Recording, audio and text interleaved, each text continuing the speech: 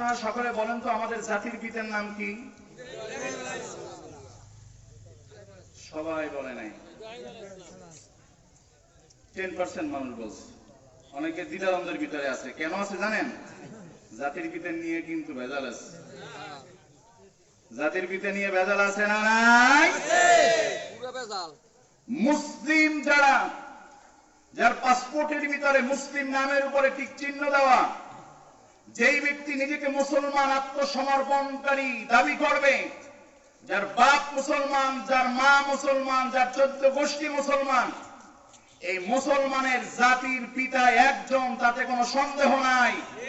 আর সেই জাতির পিতার পরিচয় করিয়ে দিয়েছেন কে? আল্লাহ। আল্লাহ পাক রব্বুল আলামিন বলেন, মিল্লাত আবিকুম ইব্রাহিম হুয়া সাম্মাকুমুল মুসলিমিন। মুসলিম মিল্লাত যারা মুসলমান দাবি করবে, এই মুসলিম মিল্লাতের একজন জাতির পিতা, যার নাম হলো হযরত ইব্রাহিম।